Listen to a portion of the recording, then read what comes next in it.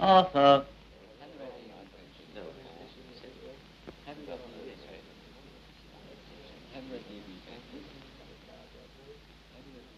Same again all round, Arthur.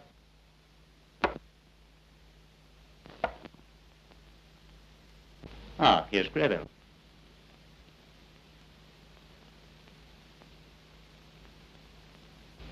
How are you doing? Don't worry him. I've got him mated on the move. Good evening, gentlemen. Hello there. Hello. What's going on here? Scott's just told us a damn good horror yarn. Can't say I care for that sort of thing myself. Give me a good laugh every time. Oh, I don't know. You don't get much thrill out of life nowadays. Talking of horror stories, the tales of Edgar Allan Poe take a lot of beating. As a matter of fact, he's rather a weakness of mine. What I like about his stories is that you're never quite sure what happened in the end. It's more or less left to the imagination. Have you read The Pit and the Pendulum? That's one of the best. For sheer unearthly horror, you can't beat The Fall of the House of Usher.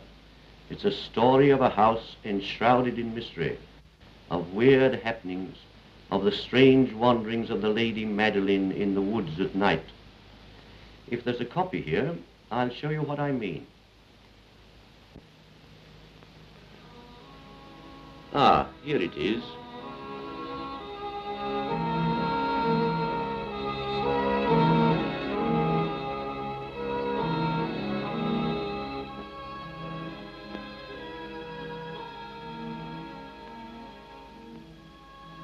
The whole thing centers round the house itself. There's a sort of uncanny atmosphere about it.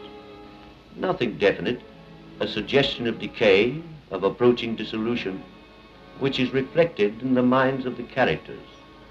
The morbid Roderick Usher, last of the line, and his ill-fated twin, the Lady Madeline. To this house, on a damp, depressing autumn afternoon, comes Roderick's boyhood friend, Jonathan, the one sane element in the story, which is told in Jonathan's own words.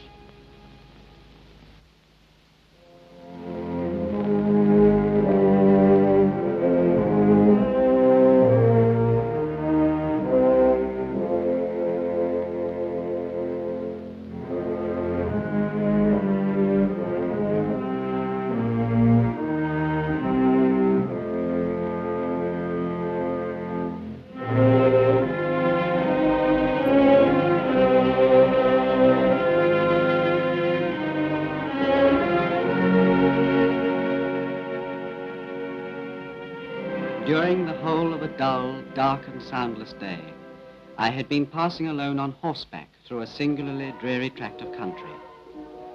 The bleakness of the landscape made me feel depressed and dejected. The dark, low-lying clouds scurrying along seemingly but a few feet from my head, and the monotonous, flat countryside through which I passed. The twisted branches of the barren trees reached out as if to clutch me. It was as if nature was asking me to return, to retrace my steps from whence I came. Yet some irresistible urge within my soul, whether for good or evil, forced me onwards to whatever fate awaited me. Well do I remember that journey and all that followed. Had I been permitted to see the future, I would have turned back. Now all that happened is but a memory so horrible and fantastic, yet so vivid and real.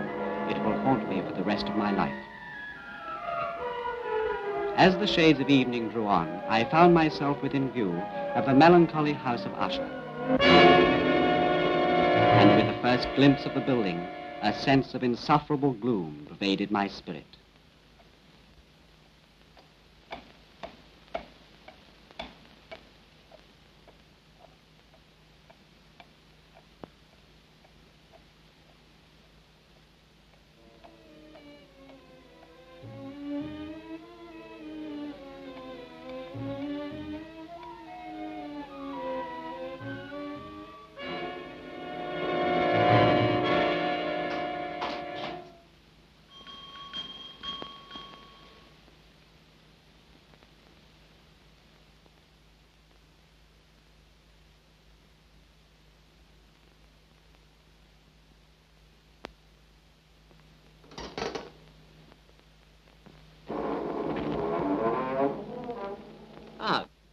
Good evening, sir.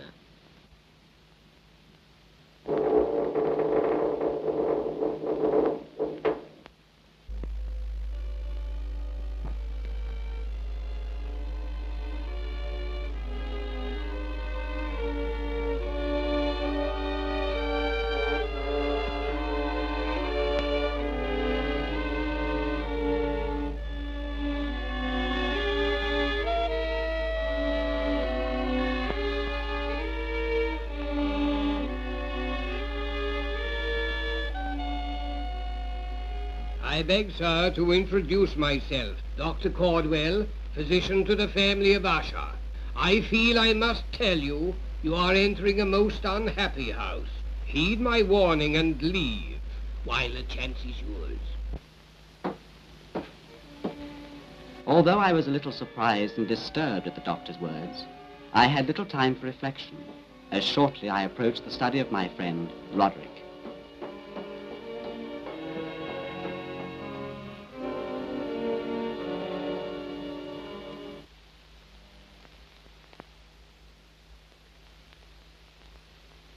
Roderick. Jonathan, my friend, you can't know how I've been awaiting your arrival. The time has hung so heavily, my head ached with impatience. How could I refuse to come after your letter? My letter. Yes, my letter. Please, sit down.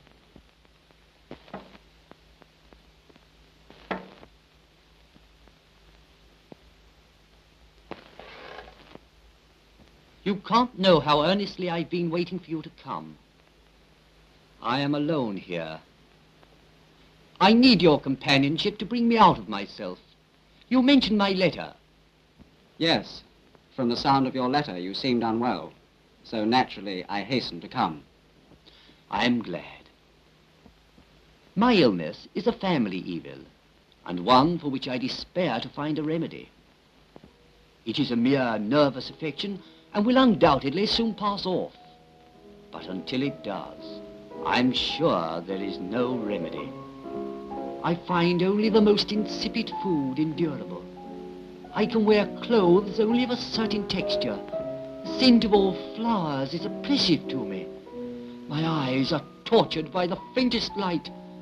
All sounds are horrible, except from my stringed instruments here.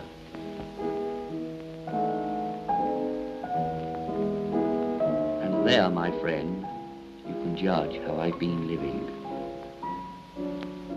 Overshadowed by this illness, which is utterly incomprehensible, sometimes I despair. In this unnerved and pitiable condition, I feel that the time will come, sooner or later, when I must abandon reason and life together. But an illness such as this, my friend, must have some foundation, some reason. Reason enough there is, Jonathan. My sister, my sole companion for many years, and my last and only relative, has been severely ill. If Lady Madeline dies, she will leave me, the last of the ancient race of Ushers.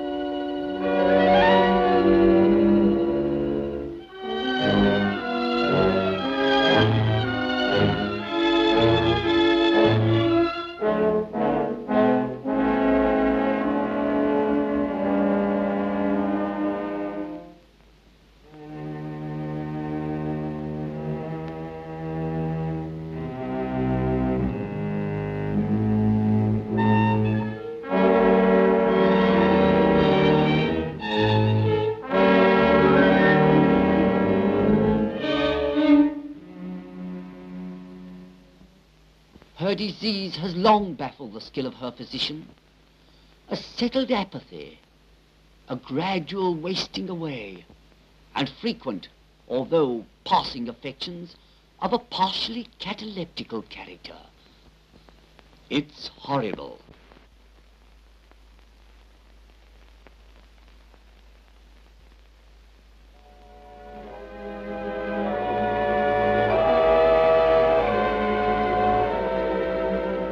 After my first meeting with Roderick, I was conducted to my room, where, exhausted by my long journey, I slept soundly, quite unaware of the evil which was revealed during the hours of darkness.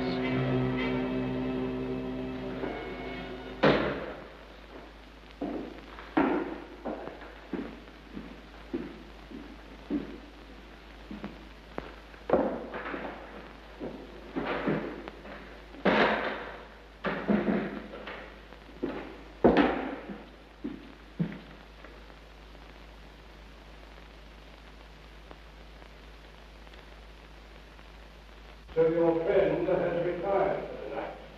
Yes. I can not help hearing part of your conversation, and am now convinced that you do not know the true nature of your illness, or the mysteries surrounding this house. But now the time has come, my friend, when I think you should know the truth. Mystery? But why haven't you told me this before? It is a sad and horrible story, but one I fear that you must face before it is too late. Your illness and that of your sister is the result of a curse put on the house of Usher and its descendants by a man whom your father murdered many years ago. A man whom my father murdered? But I don't understand. If you allow me, I will explain it to you. But how do you know all this? Your father told me the secret just before he died. You remember that since you were children, he always impressed on you that you must never go into the marshes and woodlands that lie to the south of your estate, because they are so treacherous that no one has ever come out of them alive. Yes, I remember. That was partly true, but there was another reason why he wanted you to avoid those marshes. Beyond them is a temple which conceals a torture chamber built by your ancestors many years ago. It is there I must take you to learn the secret of your illness. I have here a plan which your father drew for me while telling me the secret. It shows the only safe path through the woods to the temple. Well, will you come with me?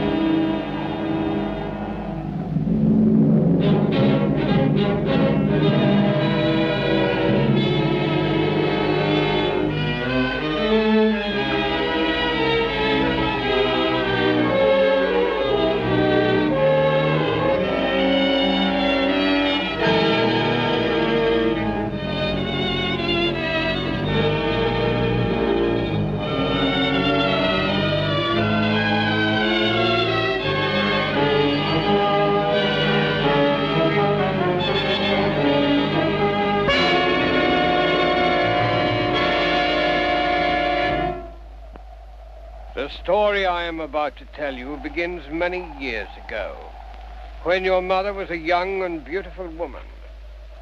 She had a secret lover whom she used to meet in this temple.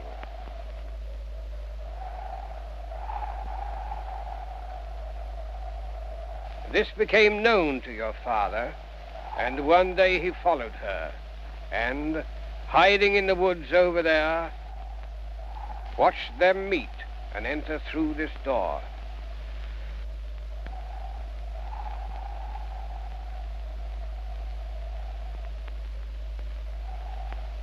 Prepare yourself for a great shock, as the sight you are about to see is unutterably evil.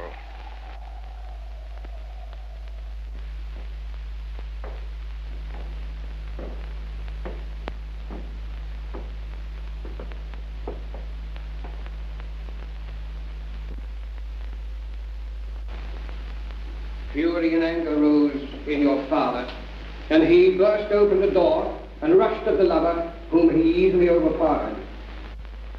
He strapped him to this rack and made him watch while he beat your mother. This enraged the lover, who put a curse on the usher, saying that neither you nor your sister would live longer than 30 years. And then the house of Usher would finally fall. At this, your father swung round, and drawing his sword, with a mighty blow beheaded him. But it was too late. The curse was spoken. The sight and horror of all this was too much for your mother. She was driven completely insane, lost all powers of speech.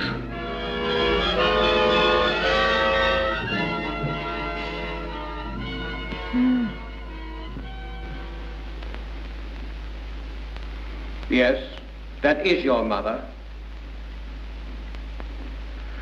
Oh, she's harmless enough.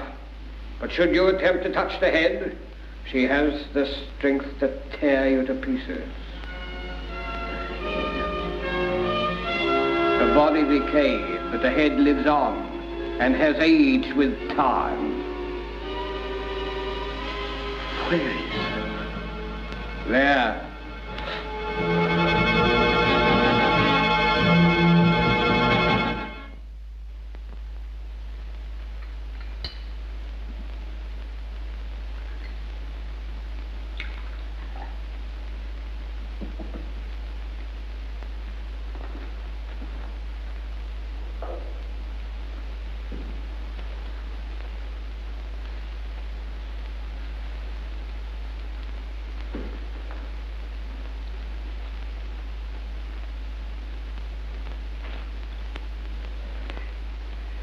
What are we going to do? I have done all I can for you, but medical aid is useless against this case. It is stronger than any human power, and is slowly taking your lives. But we are both 30 next month. You must do something to save us. The only way to stop the curse taking effect is to burn the head. Yes, it is a dangerous task, but I think it can be done if we can get one other person to help us. Do you think your friend Jonathan would be willing to come with us? No, I would rather Jonathan knew nothing of this. But there is the gardener, Richard. He would help me, I am sure. Good. Now, this is my plan. 2 of us must try to overpower your mother, while the other destroys the head. But supposing we fail? The alternative is to take the life of Lady Medellin. We must burn the head.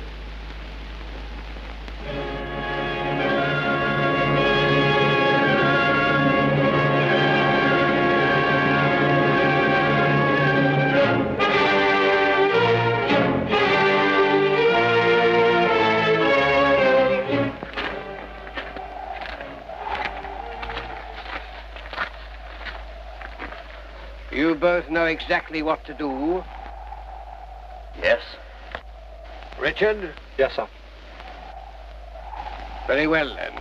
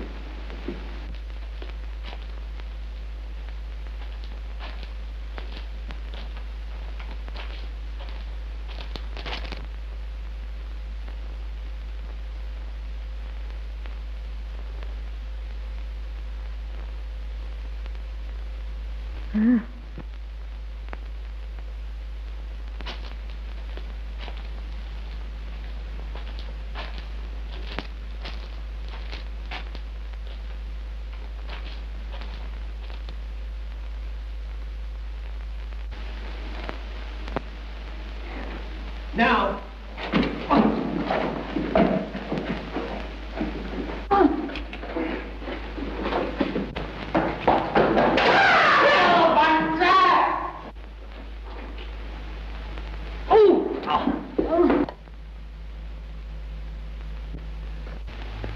Come on. But we can't leave, Richard. It's no use. Come on. Come on.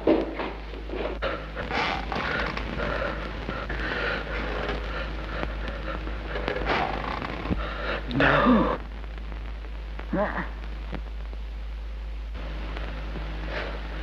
Don't touch me. Go back.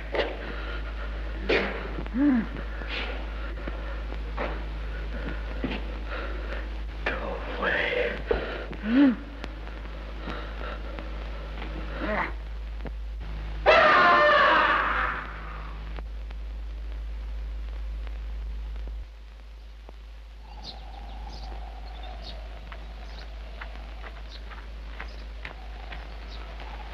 Richard! Richard!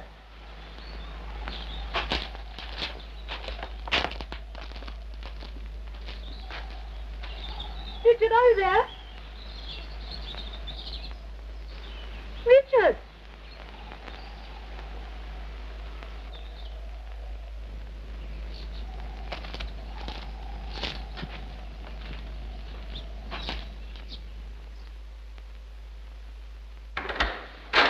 Roderick, have you seen? What have you done? It is nothing, only a slight accident. I've been looking for Richard. Have you seen him? I sent him away early this morning. When will he be back?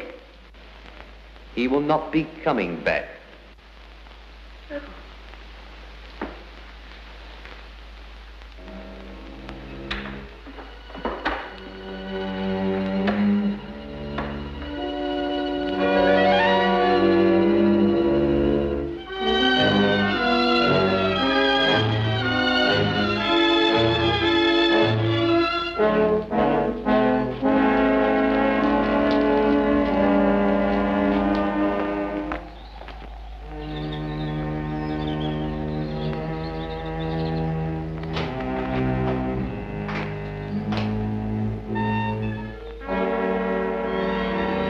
Is there anything troubling you, Lady Madeline?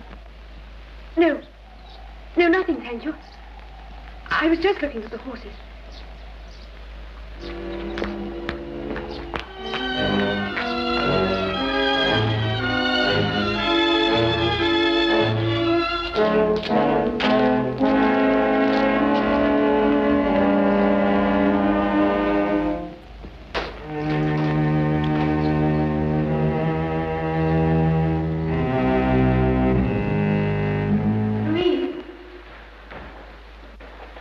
Yes, my lady. Have you seen Richard? Not this morning, my lady. When did you last see him? Louise, tell me, when did you last see Richard? Last night, my lady. Where? I saw him from my window, going towards the woods with the master and Dr. Cordwell. Then about an hour later, I saw the doctor helping the master back to the house. Richard was not with them.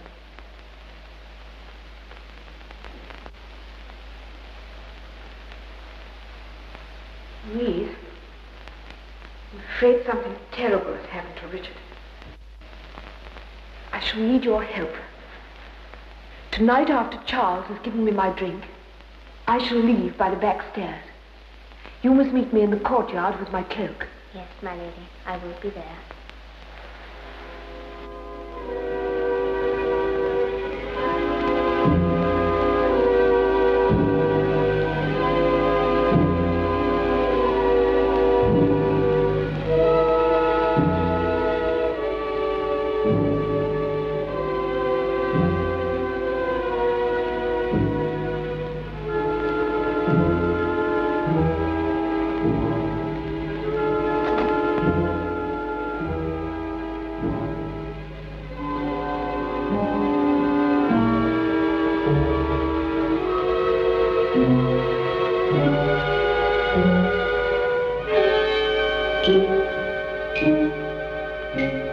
Will there be anything more this evening, my lady? No, thank you.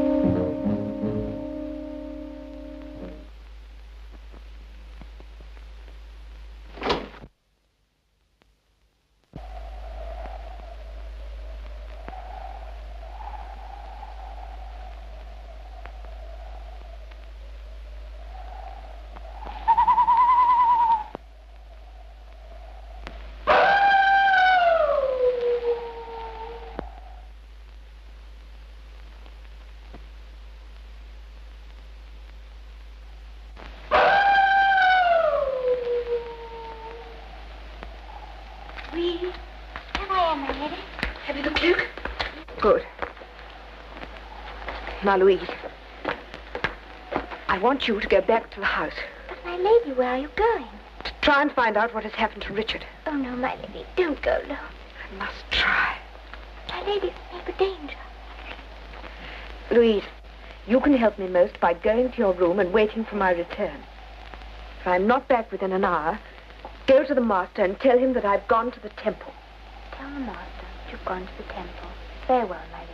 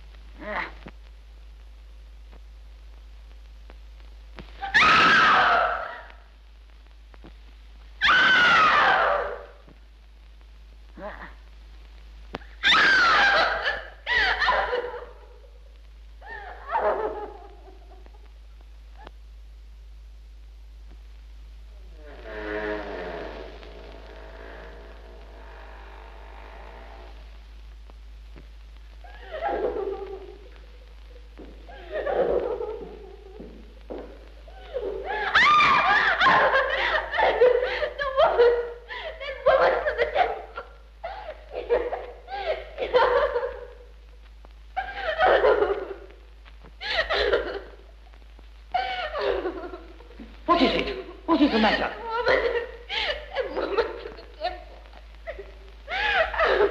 I feared this would happen and took every precaution. I do not understand how she entered the house. We must be on our guard in case she makes another attempt.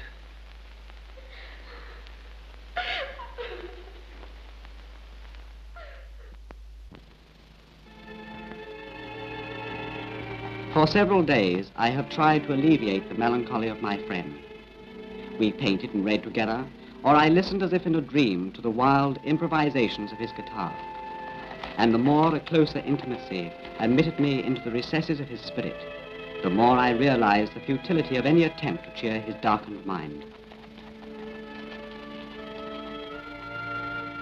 The painting over which his elaborate fancy brooded made me shudder. His work arrested attention by its utter simplicity and the barrenness of his designs. If ever a mortal painted an idea, that man was Roderick Usher.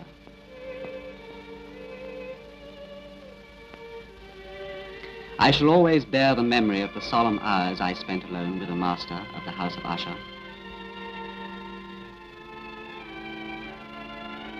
After several days, he came to me.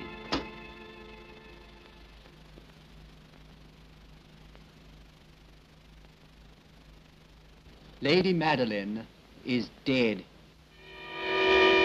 Dead? Yes. She had been confined to her bed for several days. She grew weaker on the very night you came, after you saw her. She drew her last breath only a few minutes ago. I was with her when she died. As I watched the life of my beloved sister fade away, I was grimly reminded that when I too pass from this earth, the ancient family of Ushers would pass with me and would crumble into the dust from which it was made. The Ushers will soon pay the penalty for their pride. You wonder, Jonathan, how I felt at that bedside, hardly venturing to move, hardly daring to breathe. My friend, I experienced not only pity, sorrow, and regret, but also, and worst of all, I felt alone and in the cold grip of fear. Perhaps not alone, Jonathan, for now that you are here, my loneliness is softened. But when you are gone, I shall dread the future more than ever before. The judgment of the Ushers is beginning. Our long line is about to fall.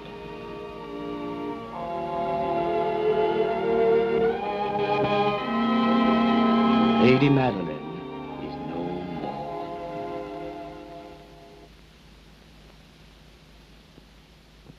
I intend to preserve the body in one of the vaults. There are many in the walls of this house. Considering the unusual character of her illness, and of certain inquiries by her physician, and the remote exposed position of the family burial ground, I have decided to do so. I should appreciate your help, my friend, in the arrangements. I will do whatever I can. You can rely on my assistance, Roderick.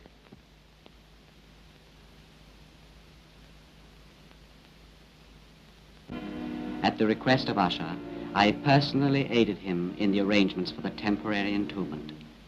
Then, the body having been placed in the coffin, we bore it to its rest.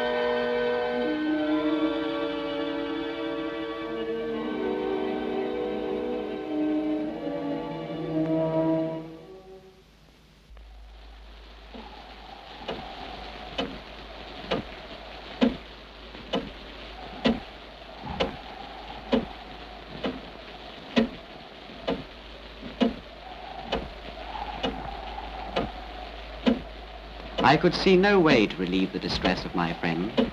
I could find no solution to his problem. It was late one night, some 8 days after we had placed the body of Lady Madeline in the vault, a night when I was unable to sleep for a fast-rising storm of a freak nature.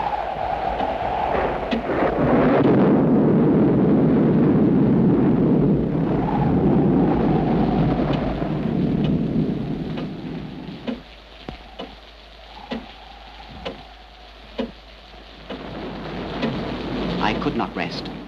I struggled to reason off the nervousness which gripped me. A disturbing influence, I knew not what, was at work in the house of Usher. I listened, I know not why.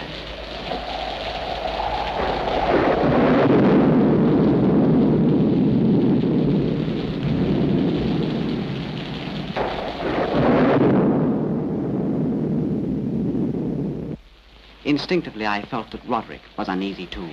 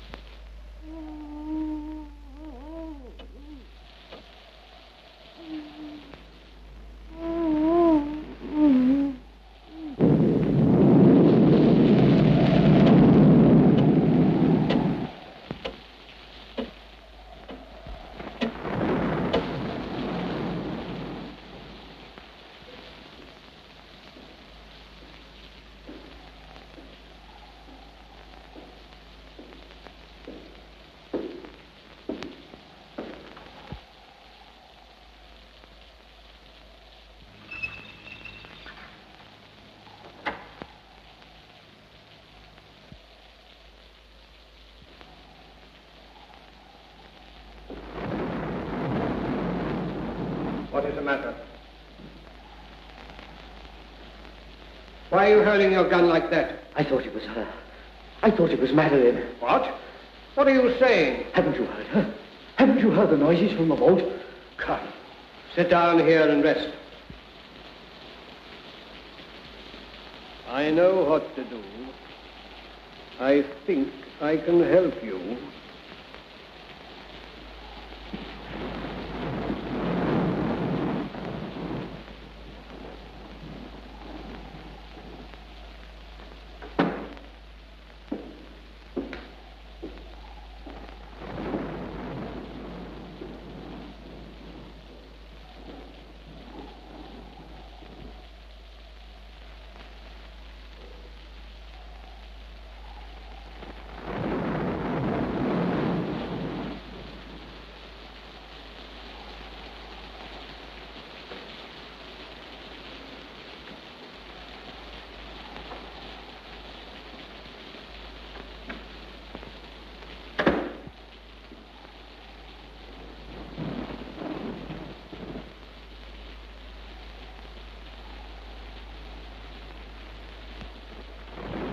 Dr. Caldwell.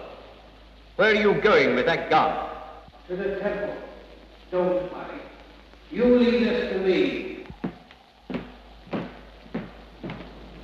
No, you mustn't kill her. Don't touch that door. Keep away from that door!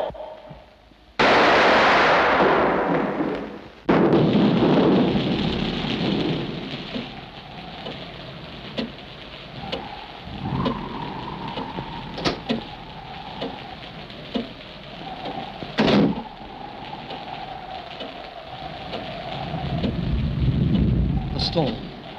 I can't sleep. The noise.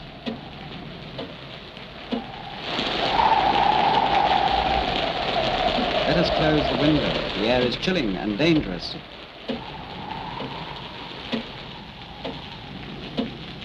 I will read to you. Here is one of your favorite books.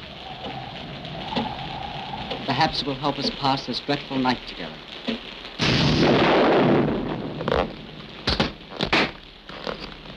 And Ethelred, on account of the powerfulness of the wine he had drunk, waited no longer to speak to the hermit, who in truth was of an obstinate and merciful turn.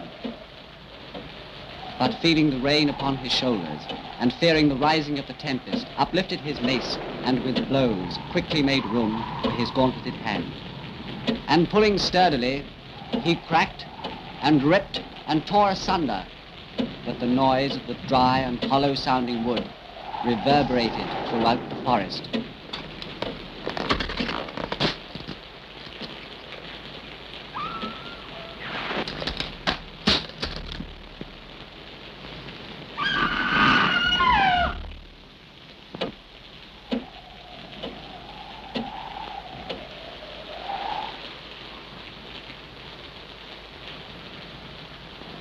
But the good champion Ethelred, now entering within the door, was enraged and amazed to perceive no signal of the hermit, but instead was a dragon of a scaly and prodigious demeanor, and with a fiery tongue, which sat on guard before a palace of gold with a floor of silver.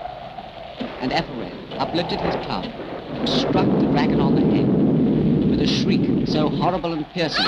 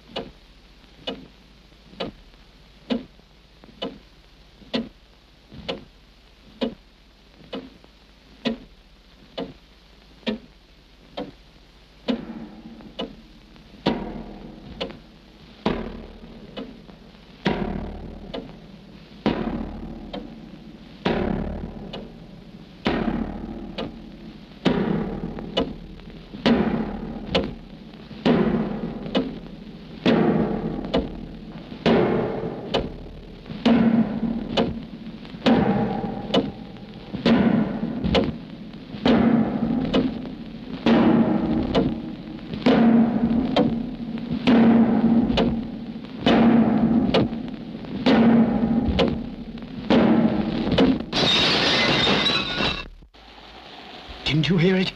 I heard it for a long time. Yet I dare not. I dare not speak.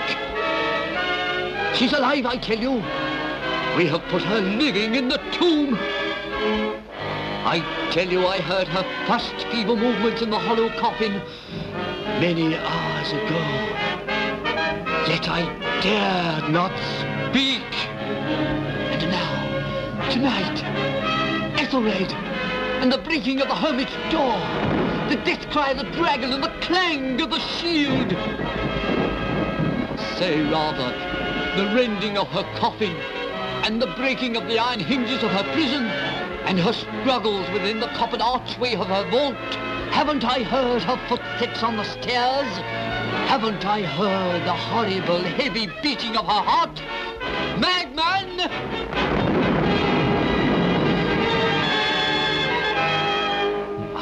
tell you she is now standing outside the door.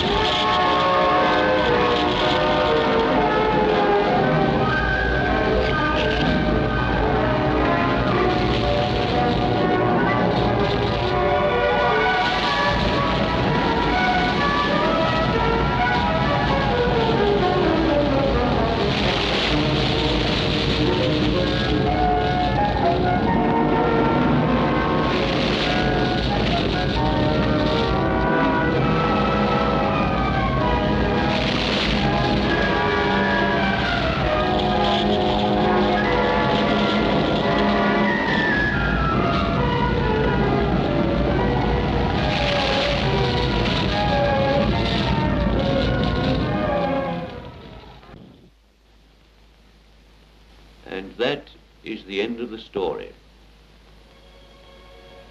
Buried alive? That takes a bit of swallowing. Talking of swallowing, how about another drink, just to take the taste away? Up, up. Well, I don't understand. Did they know she was alive when they put her in the coffin? Was she being slowly poisoned? What really killed them? I don't know. Your guess is as good as mine.